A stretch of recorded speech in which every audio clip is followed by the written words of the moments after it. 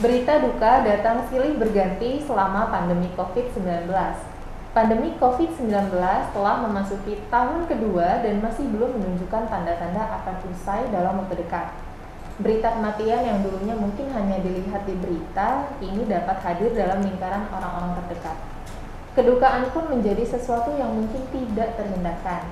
Nah, kali ini saya, Beliana Palestina, akan membahas topik mengenai berduka selama pandemi bersama Ibu Herta Kristabel Hambali, selaku psikolog dari Bethsaida Hospital dalam acara Dr. Stop.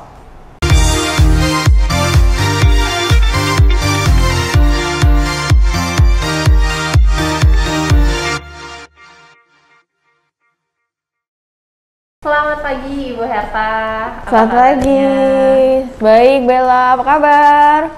Insya Allah sehat. Semoga kita masih diberikan kesehatan yang sama di tengah pandemi ini ya Bu ya. Betul. Gimana Bu, hari ini lagi happy atau lagi happy sih. Lagi happy, ya, ya? Karena bisa ngobrol sama Bella juga di sini. Aduh, terima kasih. Nah, mungkin kita lagi happy, tapi banyak juga beberapa orang di masa pandemi ini khususnya mungkin sedang berduka karena mungkin kehilangan orang tercinta dan lain sebagainya. Hari ini kita akan membahas soal berduka selama masa pandemi. Sebelum ke pembahasan yang lebih jauh Bu, kita mau tahu dulu nih, kira-kira berduka itu apa sih Bu? Oke, nah buat sahabat Bethsaida yang mungkin sekarang sedang berduka ataupun memiliki orang-orang di sekitarnya yang sedang berduka. Sebenarnya berduka itu apa sih? Berduka kalau sebut grief itu sebenarnya adalah proses kognitif dan emosi. Untuk apa sih? Untuk keterpisahan antara sesuatu yang kita cintai atau bernilai dengan kita. Sehingga kalau ngomongin grief, kalau berduka sendiri adalah respon emosional pertama yang dirasakan seseorang saat kehilangan. Oke, jadi itu penjelasan sedikit mengenai apa sih arti dari berduka. Yang kedua Bu, kalau berduka itu kira-kira ada fasenya nggak sih? Oke, mungkin kalau berduka sendiri ada fasenya, tapi kita mesti melihat juga nih kalau kita mengalami atau teman-teman kita mengalami sampai fase mana, karena nggak ada instruksinya nih fase 1 tuh harus kayak gini, 2 minggu itu nggak ada. Tapi mesti memahami adalah prosesnya. Saya akan bilang proses dalam artian pertama fasenya adalah denial. Menyangkal dulu apa yang terjadi itu kayaknya nggak bener deh, itu cuma mimpi aja.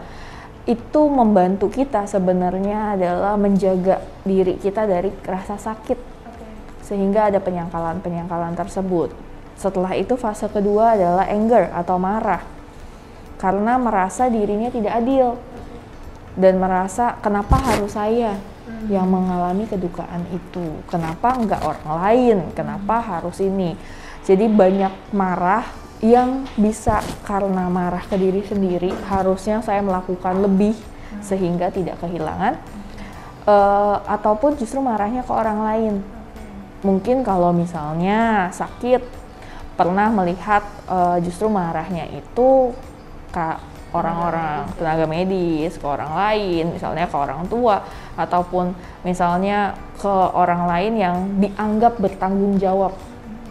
Bisa jadi tenaga medis salah satunya, kayak kenapa nggak bisa nolong orang tua saya, kenapa nggak bisa nolong mungkin teman saya, itu bisa karena justru ada kemarahan di situ. Yang ketiga adalah tawar-menawar. Tawar-menawar itu maksudnya gimana? Jika saya ngelakuin lebih, mungkin ini nggak terjadi. Kalau saja saya kayak gini, mungkin itu nggak terjadi. Atau tawar-menawar dengan Sang Pencipta atau Tuhan. Tawar-menawarnya gimana? Boleh nggak misalnya sembuhkan ini, nanti saya akan gini. Boleh nggak bangunkan lagi almarhum? Saya akan jauh lebih baik. Jadi tawar-menawar dengan Tuhan. Atau sekali aja boleh nggak temuin saya dengan almarhum? Saya bakal melakukan apa aja. Ada tawar-menawar di situ. Nah, setelah itu apa? Fase depresi. Artinya adalah merasa kosong, merasa sedih yang mendalam. Karena udah tahu nih, udah menerima kalau ya memang itu tidak bisa diubah lagi. Sebuah kedukaan adalah sesuatu yang dihadapi dan kita tidak bisa menghilangkan ataupun tidak bisa mengubah masa lalu itu. Nah, ini fase-fase yang kritis buat orang-orang karena merasa kosong, merasa sedih terus-menerus dan menyendiri biasanya. Jadi nggak mau diketemukan sama orang-orang lain. Nah, tapi saat dia akhirnya sudah melewati fase itu, dia mulai belajar buat minta tolong, belajar buat menerima, belajar buat mencari makna hidup yang baru yang setelah meninggalnya atau kehilangan yang dia rasa sangat bernilai untuknya. Tapi masalahnya fase ini tuh nggak bisa 1, 2, 3, 4, 5 selesai. Kadang-kadang itu terjadi maju mundur. Jadi kadang akhirnya marah, terus mundur lagi, jadi denial lagi, terus marah lagi, terus akhirnya bergain lagi, tawar-menawar, terus mundur lagi ke marah. Jadi fase ini akan biasanya terjadi nggak kayak 1, 2, 3, 4, 5, tapi maju mundur.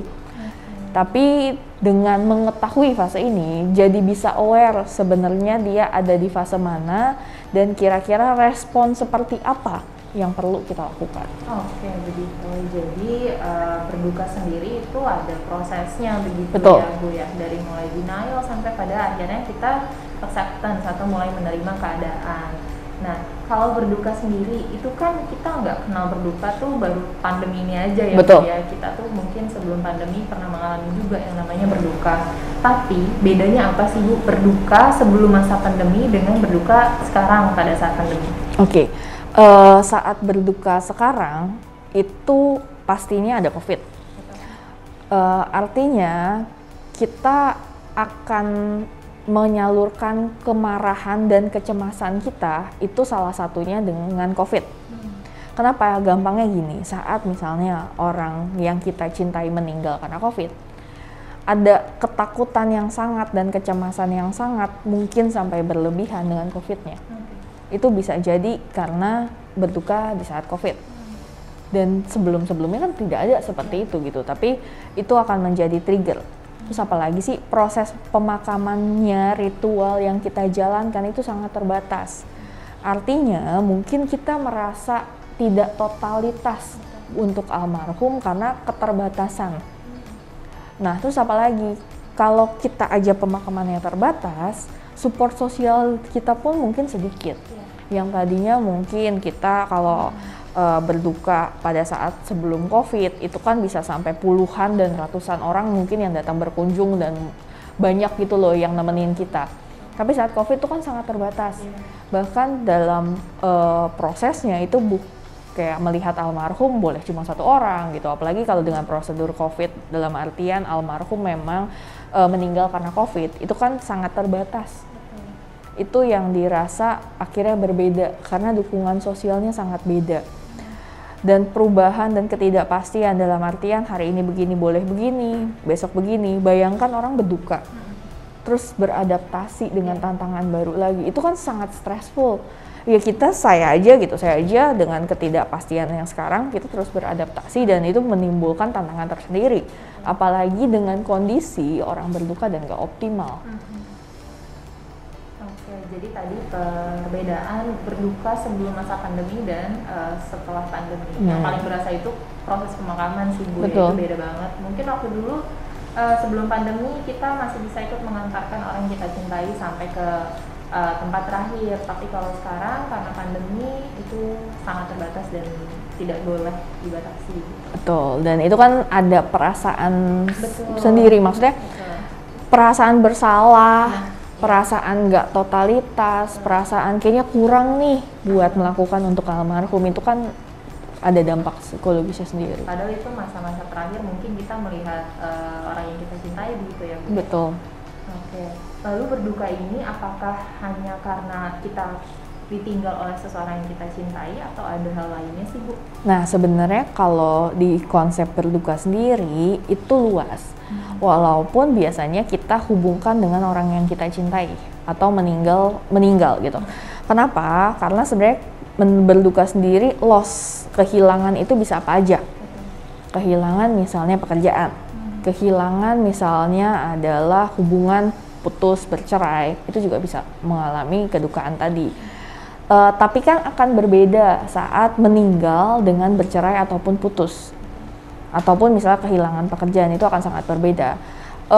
Perasaannya tuh kita nggak bisa ya saya lebih sedih dibandingkan kamu, itu nggak bisa. Cuma saya akan bilang itu lebih berbeda di mana kalau meninggal kita kan benar-benar tidak bisa bertemu lagi.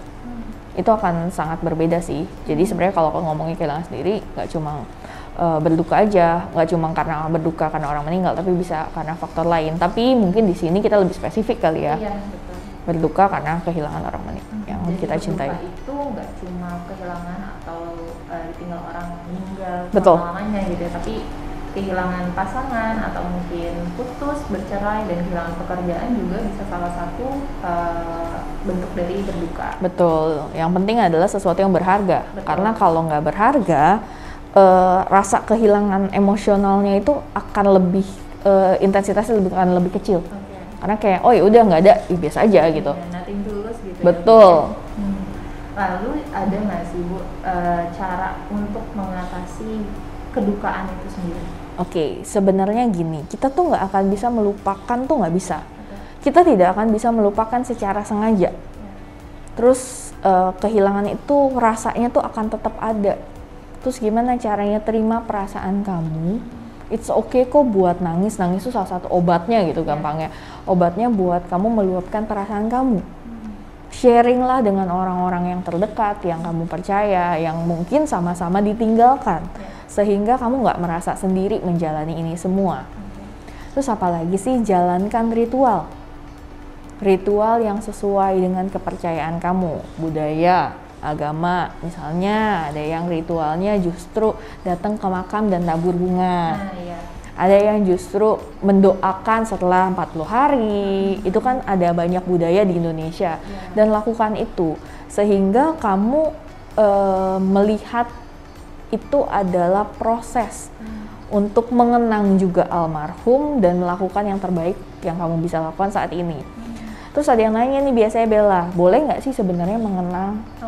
Justru boleh banget, tapi kamu mesti mengenang bukan cuma soal meninggalnya, tapi kenanglah hal-hal baik. Kenanglah apa yang diajarkan dan diperjuangkan oleh almarhum, sehingga kita bisa melanjutkan apa yang diajarkan oleh almarhum, dan itu akan membantu kamu mengenang dengan cara yang baik. Karena kalau kita ngomongin film gitu, jangan lihat endingnya aja deh, tapi lihat yuk proses dari bagaimana almarhum itu meninggalkan banyak kenangan positif. Dan jangan lupa self-care. Self-care itu apa sih? Makan, penting. Mandi, tidur, itu akan membantu pelan-pelan tubuh kamu juga dan pikiran kamu. Karena banyak juga tuh kalau misalnya lagi berduka memang kadang nggak nafsu makan. Betul sekali. Sampai lupa dengan hidupnya sendiri. Betul. Jadi tadi tuh beberapa cara yang bisa dilakukan bagi teman-teman mungkin yang sedang berduka ya. Tapi Bu, kalau misalnya kita terus-terusan berduka nih, itu normal nggak sih? Oke. Jadi sebenarnya nggak ada patokan terus-terusan itu berapa lama. Betul. Kenapa? Karena akan berbeda nih. Misalnya saya itu deket banget sama A, terus dia meninggal. Akan berbeda sama misalnya temennya A, misalnya si B, yang mungkin nggak deket banget sama A, cuma sekedar kenal doang. Itu akan sangat berbeda. Jadi itu akan berbeda dari segi kualitas hubungannya. Terus apalagi sih, bisa jadi cara dia. Jadi cara almarhum meninggal itu akan beda dengan misalnya yang satu udah sakit lama, kita tuh udah agak lebih bersiap. Dibandingkan tiba-tiba karena misalnya amit-amit kecelakaan, atau misalnya dalam 2 minggu gara-gara COVID meninggal, itu akan sangat berbeda prosesnya. Jadi yang mau saya garis bawahi adalah setiap orang mengalami proses kedukaan yang berbeda. Dan kedekatan hubungan itu akan sangat berbeda, bagaimana proses meninggal itu akan sangat berbeda, dan bagaimana seseorang kayak saya misalnya itu akan ada faktor-faktor psikologis kepribadiannya, resilience-nya, daya tahannya, itu akan sangat berbeda setiap orang. Sehingga kalau ditanya terus-terusan apa enggak sih, kita nggak bisa patok ukurannya. Tapi umumnya rata-rata itu 2 minggu sampai 3 bulan. Tapi apakah habis 3 bulan bangun tidur besok karena udah 3 bulan langsung bahagia? Enggak, itu adalah proses. Tapi setidaknya biasanya 2 minggu sampai 3 bulan itu sudah ada perubahan, dalam artian mungkin dia udah bisa kerja, udah bisa makan normal, itu udah bagus secara normal.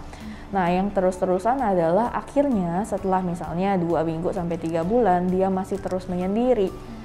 Dia terus akhirnya nggak bisa kerja, akhirnya nggak mau ketemu sama siapa-siapa, akhirnya melaparkan diri atau melakukan hal lain lah yang mengganggu dirinya sendiri dan mengganggu orang lain, itu yang sudah tidak normal gitu. Jadi perlu digarisbawahi adalah 2 minggu sampai 3 bulan adalah biasanya umumnya proses berdukanya, tapi setelah itu kita mesti lihat gimana nih kondisi kita atau kondisi orang yang sedang berduka. Oke, jadi kalau misalnya ada teman-teman yang nanya berduka itu normal atau enggak, jawabannya normal. Umumnya 2 minggu sampai 3 bulan. Betul. Ya, tapi itu tidak selalu seperti itu. Betul. Karena setiap orang mengalami kedukaannya itu berbeda-beda. Kapan sih Bu kira-kira nih? Kan tadi udah kita bahas soal berduka terus menerus. Betul. Tapi kayaknya kalau udah lebih dari 3 bulan, apa perlu nggak sih kita datang ke psikolog untuk bantu mengatasi hal tersebut? Sebenarnya gini, kita kalau ngomongin psikologi, kita ngomongin frekuensi. Betul. Durasi dan intensitas. Maksudnya gimana sih? Kan akan berbeda setelah 3 bulan, itu kan berarti durasinya lebih panjang dibanding rata-rata. Terus apa yang mereka lakukan itu ganggu nggak dirinya sendiri? Misalnya ganggu diri sendiri marah-marah terus, atau justru nggak bisa kerja, atau nggak mau keluar rumah. Itu kan udah mengganggu diri sendiri atau mengganggu orang lain. Misalnya justru akhirnya menyalahkan semua orang. Terus mengganggu orang lain, bisa jadi emosi-emosi dia akhirnya membuat semua orang berkonflik. Karena kan pasti kebawa gitu ya. Nah, itu yang perlu digarisbawahi adalah kalau udah mengganggu dirinya sendiri dan mengganggu orang lain, sudah sebaiknya dibawa ke psikolog. Bukan artinya kayak kenapa-napa, enggak, minimal check up aja, terus kira-kira seperti apa, dan paling tidak dia punya orang buat dia sharing dan kira-kira memahami kondisi dia dan bagaimana cara mengatasinya gitu. Jadi kapan perlu ke psikolog itu ketika tadi rentan waktu yang 2 minggu sampai 3 bulan itu kayaknya udah lewat, kemudian ketika dirasa sudah mengganggu diri sendiri dan kegiatannya, dan ditambah lagi ketika memang itu dirasa sudah mengganggu orang lain begitu. Betul. Ya Bu ya. Nah, maka perlu rasanya teman-teman untuk datang ke psikolog. Nah, tadi itu pertanyaan terakhir dari saya Bu, tapi sebelum kita tutup seperti biasa, ada nggak yang mau disampaikan untuk teman-teman mungkin yang sekarang sedang berduka seperti itu? Oke, saat kita berduka, saya akan bilang wajar kok ada rasa kehilangan. Tapi persis kayak nonton film, kita nggak lihat cuma endingnya. Kita nggak cuma lihat rasa sakitnya, tapi kita lihat banyak loh peristiwa-peristiwa baik yang mungkin ditinggalkan almarhum. Boleh loh lihat apa aja sih yang dinasehat-nasehat dan ajaran-ajaran yang diberikan almarhum buat kita, sehingga kita bisa mengenang dengan meneruskan kebaikan-kebaikan almarhum. Apalagi kalau kita ngomongin saat-saat berduka ini adalah saat-saat kritis. Jadi kasih waktu banyak buat diri kita sendiri, kasih waktu buat kita justru melihat apa sih yang kita butuhkan saat ini, bagaimana sih akhirnya kita perlu menyayangi diri kita sendiri dan membuat meaning ataupun arti baru dalam hidup kita setelah mengalami kedukaan. Oke, jadi itu tadi sedikit pesan dari Ibu Herta mengenai berduka. Wajar kalau misalkan berduka, tapi jangan terfokus pada kehilangannya, tapi belajar untuk mengingat hal-hal yang indah bersama orang-orang yang dicintai. Nah, demikian tadi ngobrol seru kita bareng Ibu Herta Kristabel Hambali selaku psikolog dari Bethsaida Hospital. Untuk kalian yang punya pertanyaan seputar dunia psikolog dan kesehatan, bisa tuliskan pertanyaan, saran, dan masukannya melalui kolom komentar ya. Jangan lupa like dan subscribe juga YouTube channel Bethsaida Hospital. Salam sehat, Bethsaida bersamamu.